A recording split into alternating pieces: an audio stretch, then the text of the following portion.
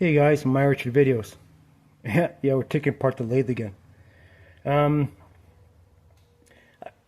the first couple times I've had it apart was because like the armature had burned out on the motor, or the gear stripped. That was that. But I've been having a recurring problem that I've lost low gear. And this one has a 2-speed on it, high and low. And for doing, heavy machinery, you're going to be running on low gear. And of course, you can fiddle with the RPMs, but sometimes with the RPMs, you just can't get that nice low speed and it has that low torque, right, to do projects for doing heavy machinery, heavy machining. And I was thinking maybe that the gear had stripped on the inside or something like that, right? But you don't really know until you take it apart. So we're taking it apart again. But now you have to get into this, and there's 2 bolts there and 2 bolts on the other side. You could take that apart. And I'm not going to do it now, but maybe later, because right now it's super hot in here and I have to get out. So, but so this whole top of this motor or gearbox comes out, and I thought, okay, well, I'm going to take the end caps off. And no, actually there's bearings on there, so I thought maybe the bearings had gone, but no. And so it's a bit of a pain in the ass. But anyways, we'll take it apart, but I suspect the low gear is screwed big time.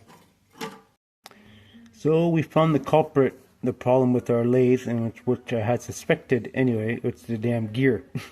it's screwed big time.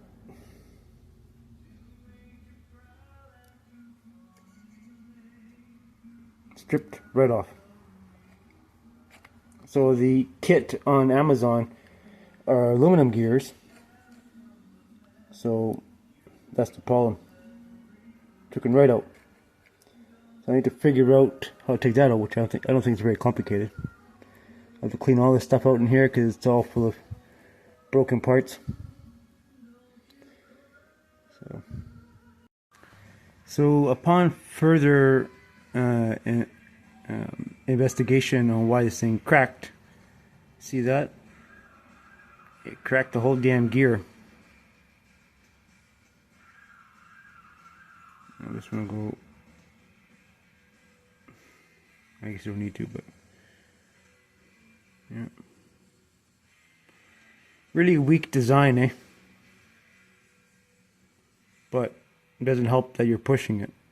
So it cracked it right there. So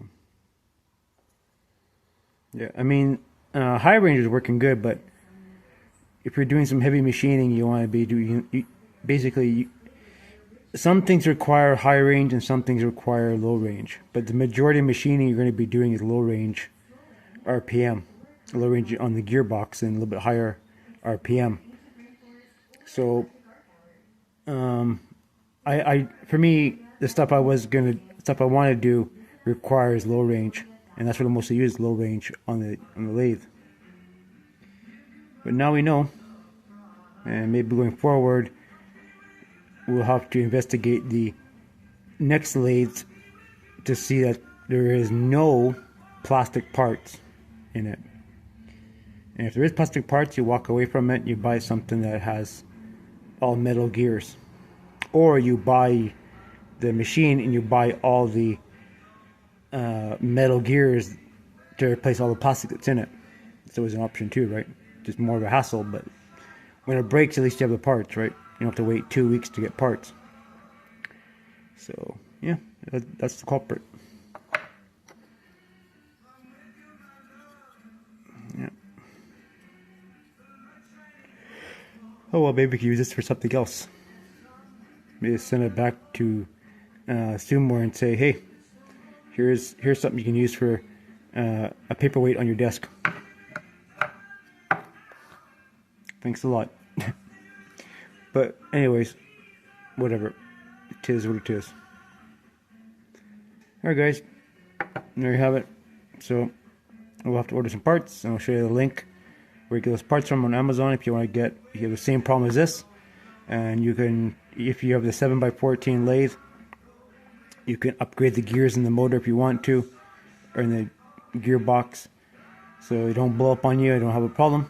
but it depends what you're doing. So, alright guys, thanks for watching. See ya.